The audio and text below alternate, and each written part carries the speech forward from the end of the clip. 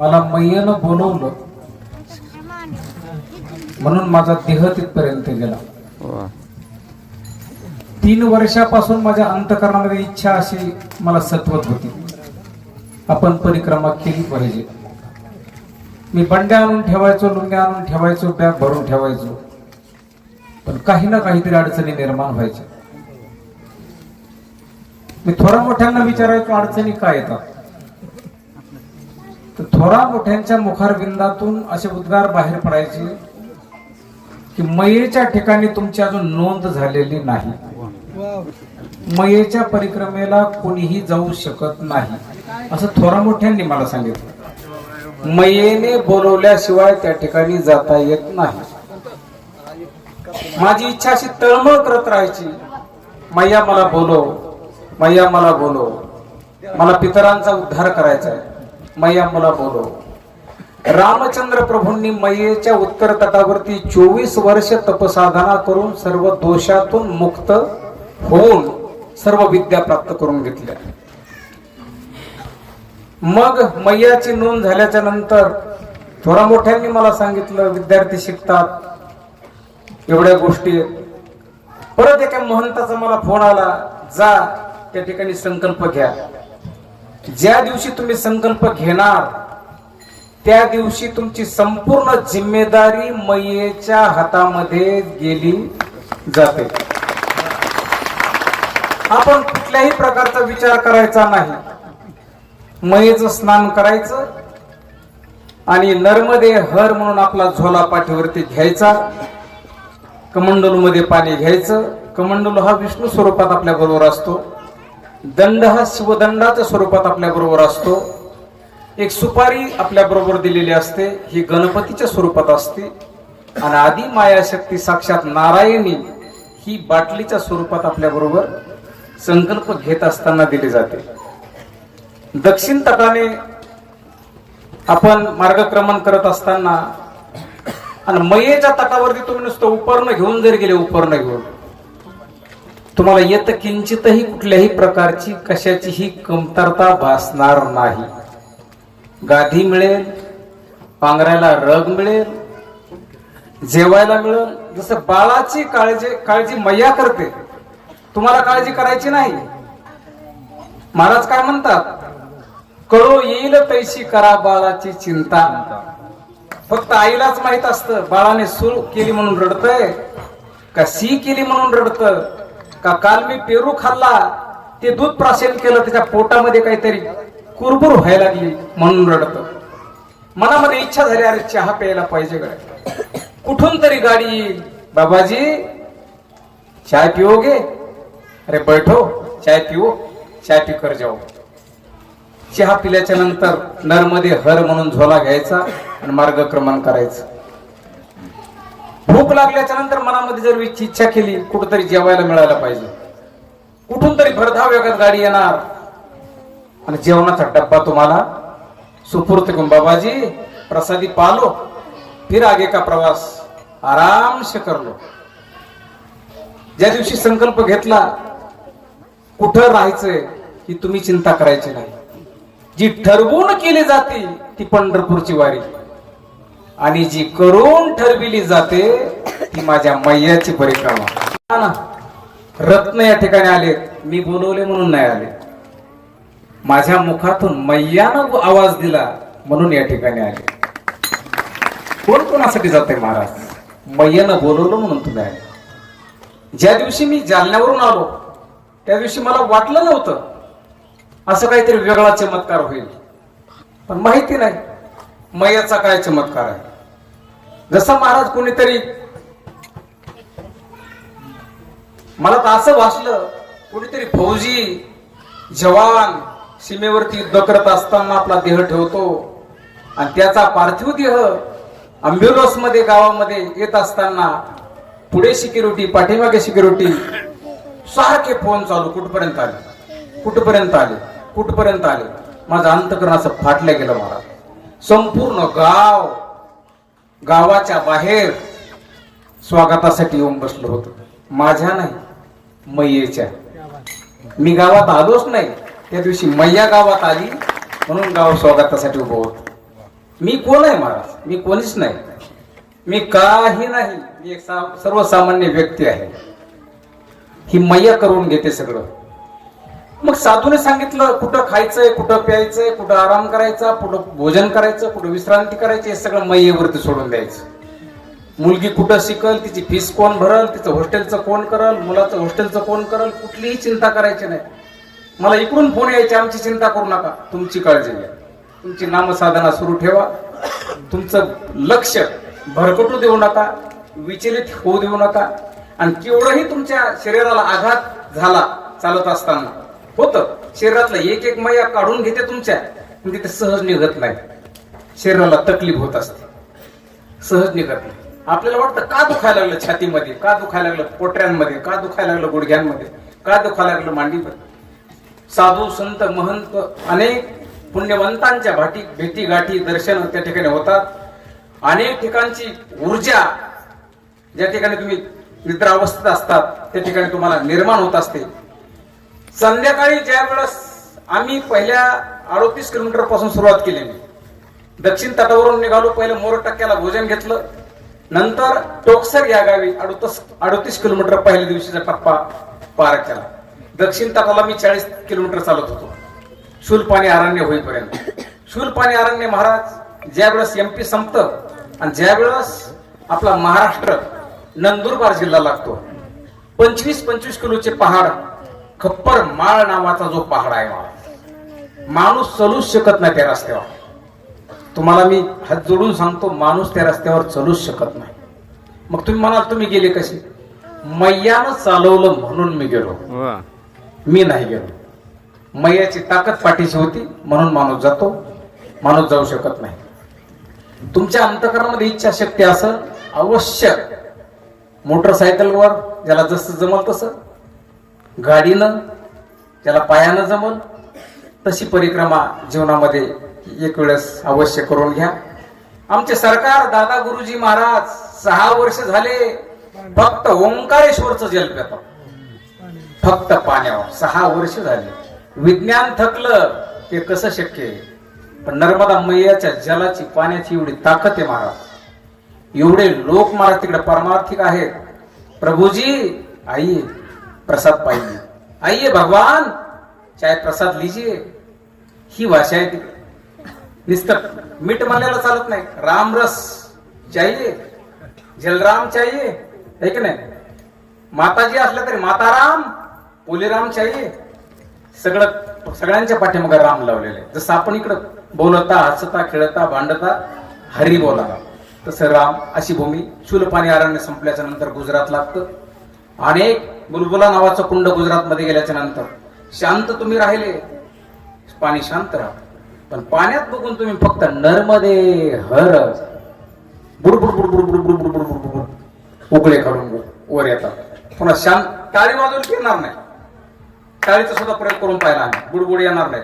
म्हटलं काय स्पंदन झाल्याच्या नंतर येत असं प्रयोग अनेक प्रकारचे करून पाहतात. पण नर्मदे हर बुडबुड बुडबुड बुडबुड बुडबुड बुडबुड्यावर येतात. अशी नर्मदेच्या नामाची ताकद आहे महाराज. गोकोटी दानम ग्रहणेषु काशी, प्रयाग गंगा युत कल्पवासः, यज्ञ युतम मेरू सुवर्ण दानम, नर्मदा नामानी न कदापि तुल्यता. या अन्य साधनांची नर्मदा मैयेच्या नामाची तुलनाच होऊ शकत नाही. नर्म म्हणजे हास्य, दे म्हणजे देणारी, है की नाही? अनादिकालापासून आपल्या पाठीमागे हातपाय धुवून लागलेल्या, जन्म मृत्यूच्या घोर संकटातून मुक्त करणार तीर्थ. हृहरती म्हणजे हरण करणे, नर्मदे हर हरण करते, तिला नर्मदा मैया म्हणतात महाराज. रेवा मैया. नंतर गुजरात मध्ये लागतो रत्नाकर सागर. तो रत्नाकर सागर समुद्राला भरती आल्याच्या नंतर पार करायचा. 4 ते 4.5 घंटे सागर पार करायला लागतात. मैयाची धारा उल्लंघन करायचं नाही, नियम सांगितले जातात. नर्मदेच्या तटामध्ये असे पावलं टाकत सुद्धा जायचं नाही. मैयेला लाता मारल्यासारखं तुम्हाला दोष लागतो.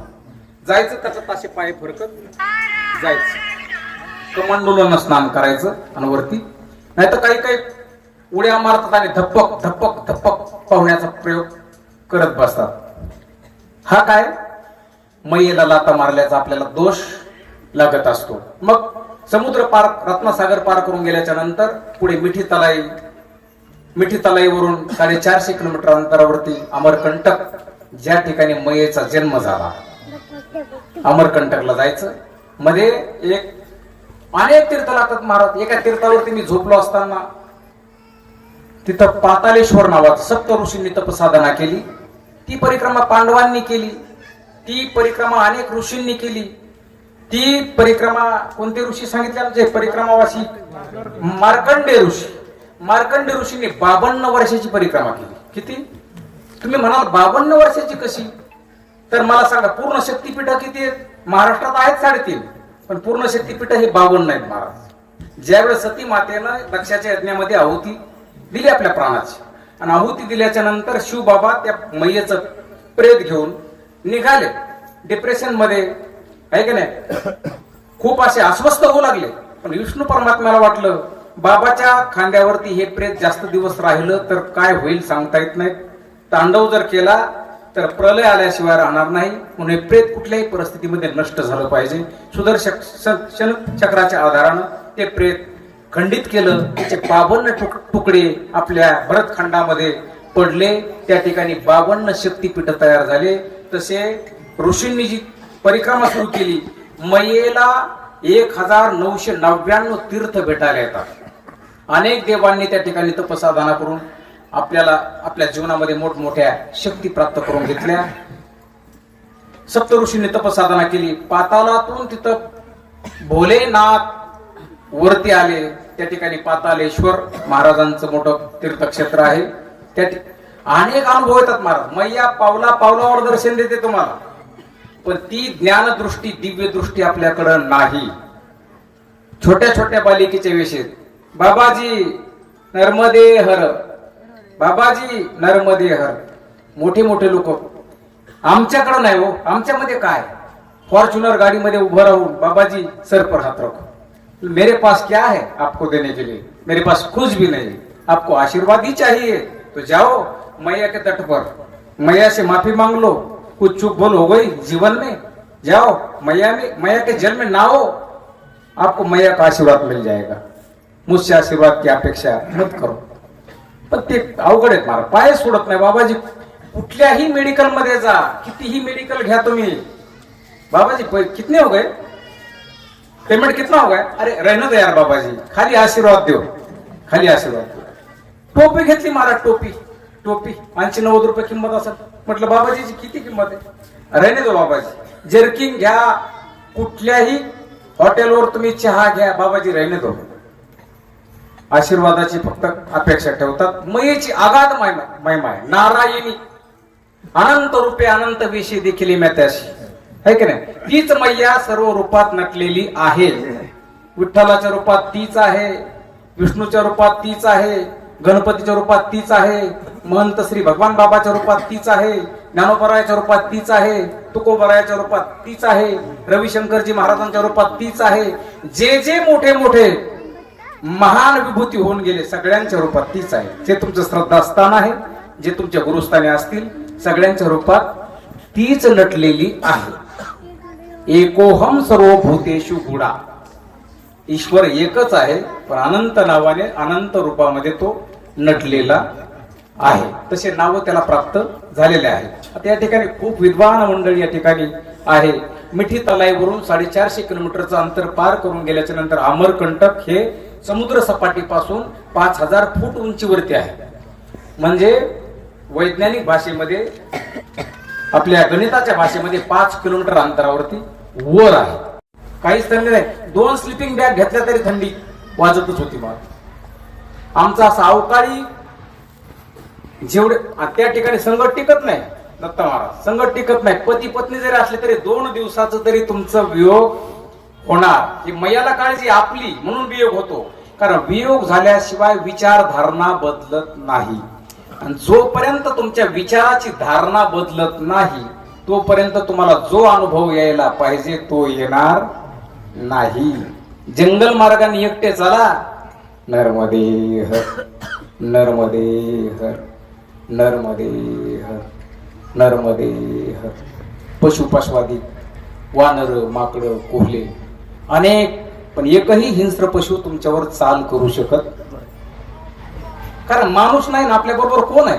आधी माया शक्ती आहे, मला शिवबाबा आहेत, विष्णू परमात्मा आहे, काहीही कोणालाही काटा सुद्धा मुडत नाही. मला एवढे जंगलातून घुसतात बायपास काढण्यासाठी, काय केलं इकडून 10 किलोमीटरचा फरक कट करण्यासाठी डोंगरावरून सरळ उतरतात काही काही, पण कोणाला खर्चटत सुद्धा नाही. मला अनेक ऋषीमुनींनी आपल्या प्राणाची आहुती नर्मदा मैयाला समर्पित केलेली आहे. अमरकंठ करून संकल्प घेऊन ज्यावेळेस तुम्ही दक्षिण तट हा पितृतट आहे, दक्षिण तट अनेक मला स्वप्न पडले, अनेक दृष्टांत झाले, पण हे तर तुम्हाला मी सांगणार नाही. जे मला खरे अनुभव आले ते मी तुम्हाला सांगू शकत नाही. इथून पुढे मी आता पूर्ण बदलून टाकलं, मला तुम्ही पण मैयानं पण. इथून पुढचं आता मला म्हणत होते, अरे तुम्ही महाराज राव, तुम्हाला हे शोभत नाही. जसं गुरुजींनी सांगितलं, व्यावहारिक सत्ता आणि परमार्थिक सत्ता याची तुम्ही खिचडी करू नका. आता माझ्याकडे 2 रुपये शिल्लक येतात, कोरडे महाराज माझ्याकडे आले, ते 2 रुपये तुम्हाला गरज नाही, मला द्या. कोरडे महाराजाला मी ते दिले, पण लोक म्हणतात हे तुम्हाला शोभत. अरे ही व्यावहारिक सत्ता आहे बाबा, व्यावहारिक सत्तेमध्ये व्यावहारिक सत्तेसारखं वागावं लागल, पण ती परमार्थिक सत्तेची आणि व्यावहारिक सत्तेची खिचडी केल्यामुळे सगळं बिघडलं जातं. अमरकंठ करून मग उतार लागतो, सगळे घाट उतरायचे. जास्त कसं चालतं, पण असा आमचा अवकाळीपणा आम्हाला नाशिकचे 3 भेटले, त्यांना घरी जाण्याची गडबड, आणि म्हटलं यांना सोडलं तर हे 2-2 परिक्रमेवाले, यांच्याकडे अनुभव आहे, रस्ते माहिती आहेत, जंगलामध्ये कोणीतरी बरोबरीला, आणि परमार्थिक होते. संध्याकाळी हरिपाठ, सकाळी काकडा, मस्त परमार्थिक. म्हटलं चांगले आपल्याला संगतीमध्ये सानिध्य लाभलं, यांचं साधक बाधक चर्चा व्हायची. हा वायुवाहिनी बरं का मैया, वायुवाहिनी मैयाला, रेवा मातेला एक नाव आहे वायुवाहिनी. वायुवाहिनी वाऱ्यासारखा चालतो माणूस, काही भासत नाही तुम्हाला. आपल्या पाठीवर किती वजन, आपण किती चालायला लागलो, काही भासत नाही. मला कधी भासलं, फक्त मैयाला मी तटावर गेल्यावर रोज एक विनंती करायचो, माफी मागायचो, मी एक पामर बालक आहे मैया, आज्ञानी बालक आहे, मला तू चालवून घे गड्या. मला जर तू अर्ध्यातून काही एखादं टायर पंक्चर केलं आणि घरी पाठवलं, माझ्या संपूर्ण साधनेचा बट्ट्याबोळ होऊन जाईल. मैयाला रोज माफी मागा, मैया तुमची माफी माफ करते. आणि तुम्हाला मैये लय टाकल्यासारखं झालं, जा मैयेच्या पात्रामध्ये स्नान करा. त्या जलाची एवढी ताकद आहे मला तीर्थाची, तुमचा सगळा थकवा, सगळा पेन, सगळा. माझा एक पाय भर सुजून बसला होता एके दिवशी. महेश्वरचं तीर्थ मी पार केलं, मांडवगणचा घाट उतरत असताना पगदंडी रस्त्यानं इथं मला सुजलं, कारण सगळे दगडातून रस्ता. 10 किलोमीटर जाण्यापेक्षा रोडने म्हणलं उतरू आपण रानटी माणसं, ते सगळे रानटीच होते जंगली. येवला तालुका, नांदगाव तालुका म्हणजे सगळं कोरड वाहून रानटी माणसं सगळे. ते म्हणले नाही इथून जायचं, म्हणजे पगदंडी रस्त्याने घुसलो. महाराज गोट्यातून असा दंड लावला तरी पाठीमागची बॅग पुढे लोटायची अशी, पाठीमागचा बोजा 7-8 किलोचा, आणि बोजाने ठेवला. एखाद्या आश्रमात नाही रग मिळाली तर मेला ना माणूस. मैया मरू देत नाही. मैया कशी मरू देईल महाराज? मैया मरू देत नाही, पण थंडीची भीती आपल्याला, मैयावर विश्वास नाही ना आपला, म्हणून बोजा वागवतो आपण. काहीच गरज नाही बोजा वागवायची. प्रत्येक आश्रमात तुम्हाला 1 नाही 2 रगी भेटतात, पण आपला विश्वास मैयावर एवढा नसतो जोपर्यंत आपला पूर्ण संकल्प सुटत नाही. पूर्ण संकल्प सुटल्यावर माणूस पूर्ण बदलल्या जातो. मानधाताची एकदा परिक्रमा झाली, कावेरी माता आणि नर्मदा मैयाच्या संगमावरती तुमचं स्नान झालं, हातातलं बंधन तुम्ही तोडून संगमामध्ये टाकलं, दंडाचं बंधन तोडून संगमामध्ये टाकलं, तुम्ही ते बाटलीचं बंधन संगमामध्ये तोडून टाकलं, ओंकारेश्वर आणि ममलेश्वरावरती जल अर्पण केलं, मग मात्र तुमच्या याच्यातलं सगळं केलं. मैयाचा विश्वास पडतो. रग बरोबर बाळगायची गरज नाही. प्रत्येक आश्रमात रगी आहेत, गाद्या आहेत. भगवान कितने मूर्ति हो? 8 मूर्ति है बाबाजी, 8 मूर्ति. बैठो, नहाओ धो, कपड़े साफ करो, भोजन प्रसादी एक 10 मिनट में 20 मिनट में तयार हो जाएगा. तुम्हाला गाद्या टाकून दिल्या जातात, फॅन लावून दिले जातात, विश्राम करो. भोजन प्रसादी, चलो बाबाजी अपनी अपनी थाली निकालो, भोजन प्रसादी पालो. भोजन घ्यायचं, झोला उचलायचा, नर्मदे हर निघाले. अशा प्रकारचा संकल्प सोडला. मैय्यानं ही वारी माझ्याकडून परिक्रमा तुमच्या सर्वांच्या आशीर्वादानं